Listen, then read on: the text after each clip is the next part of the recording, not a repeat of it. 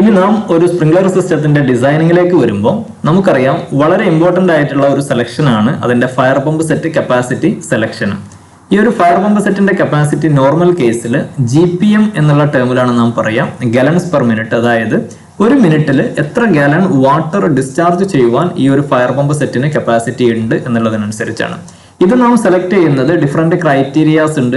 Basic ലെവലിൽ ഒരു hydraulic calculation run ചെയ്തിട്ടാണ് നമ്മുടെ പമ്പ് സെറ്റിന്റെ കപ്പാസിറ്റി അല്ലെങ്കിൽ pipe size, water tank capacity ഒക്കെ നാം സെലക്ട് ചെയ്യുന്നത്.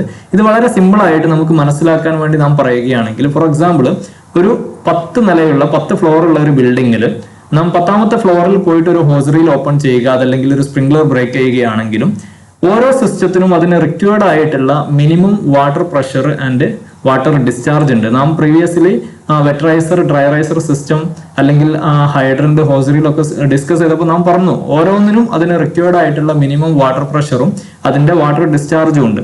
അപ്പൊ അത് ഏത് ഫ്ലോറിലാണെങ്കിലും ഏത് ഏരിയയിലാണെങ്കിലും നാം പോയിട്ട് ഈ ഒരു ഹൈഡ്രന്റോ ഹോസറിയിലോ സ്പ്രിംഗ്ലറോ ഓപ്പൺ ചെയ്യുമ്പോൾ അവിടെ മിനിമം റിക്വയർഡ് ആയിട്ടുള്ള വാട്ടർ പ്രഷറും അതുപോലെ തന്നെ വാട്ടർ ഡിസ്ചാർജും നമുക്ക് അവൈലബിൾ ആവണം.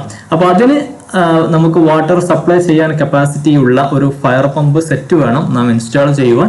അതിന്റെ കപ്പാസിറ്റി ബേസിക് ലെവലിൽ ഒരു ഹൈഡ്രോളിക് കാൽക്കുലേഷൻ ഒക്കെ റൺ ചെയ്തിട്ടാണ് ബിൽഡിങ്ങിന്റെ ഹൈറ്റ്, ഗ്രാവിറ്റി ലോസ് വരാനുള്ള സാധ്യത, അതുപോലെ തന്നെ നമ്മൾ നമ്പർ ഓഫ് എൽബോസ്, അതല്ലെങ്കിൽ ഹൈറ്റ് ഓഫ് ബിൽഡിംഗ്, അല്ലെങ്കിൽ K factor of sprinklers, type of Hazard, അങ്ങനെ ഡിഫറെന്റ് ക്രൈറ്റീരിയാസ് കൺസിഡർ ചെയ്തിട്ട് വാട്ടർ പമ്പിന്റെ ഫയർ പമ്പ് സെറ്റിന്റെ കപ്പാസിറ്റി നാം സെലക്ട് ചെയ്യും.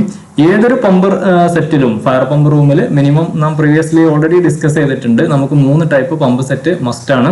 അതിലൊന്ന് ഒരു ഇലക്ട്രിക് ഡ്രിവൺ ആയിട്ടുള്ള മെയിൻ പമ്പ് ഉണ്ടാവും, അതുപോലെ തന്നെ ഡീസൽ ഡ്രിവൺ ആയിട്ടുള്ള ഒരു സ്റ്റാൻഡ് ബൈ പമ്പ് ഉണ്ടാവും, അതുപോലെ തന്നെ ഒരു ഇലക്ട്രിക് ജോക്കി പമ്പ് ഉണ്ടാവും. അതിന്റെ complete accessories, valves, fittings, control panels, അങ്ങനെ ഫുൾ ആയിട്ടുള്ള ഒരു ഫയർ പമ്പ് റൂമും അതിന്റെ ആക്സസറീസും വാട്ടർ ടാങ്കും പൈപ്പിംഗ് സിസ്റ്റവും ഏതൊരു സ്പ്രിംഗ്ലർ സിസ്റ്റത്തിനും നമുക്ക് വളരെ ഇമ്പോർട്ടന്റ് ആയിട്ടുള്ള ഡിസൈൻ ക്രൈറ്റീരിയാസിൽ ബേസ്ഡ് ഓൺ ഹൈഡ്രോളിക് കാൽക്കുലേഷന് നാം സെലക്ട് ചെയ്യുന്ന ടേംസ് ആണ്. ഇനി ഈ ഒരു പ്രോജക്റ്റിന്റെ ഹസാർഡ് ക്ലാസിഫിക്കേഷൻ ചെയ്തതിനു ശേഷം ഇവിടെ നമുക്കൊരു ടേബിൾ അവൈലബിൾ ആണ്. ഈ ടേബിളിൽ light Hazard, ordinary Hazard group 1, ordinary Hazard group 2, extra Hazard group 1, extra Hazard group 2. ഇവിടെ നാം ഇപ്പോൾ പമ്പിന്റെ സൈസ് മാത്രമാണ് കോൺസെൻട്രേറ്റ് ചെയ്യുന്നത്.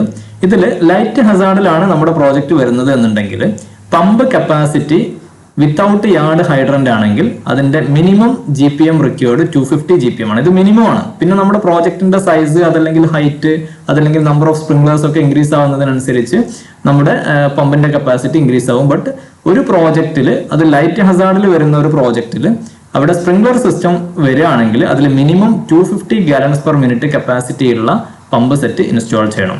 അത് തന്നെ നമ്മുടെ ഓർഡിനറി ഹസാർഡ് ഗ്രൂപ്പ് 1 വരുന്നുണ്ടെങ്കിൽ മിനിമം പമ്പ് കപ്പാസിറ്റി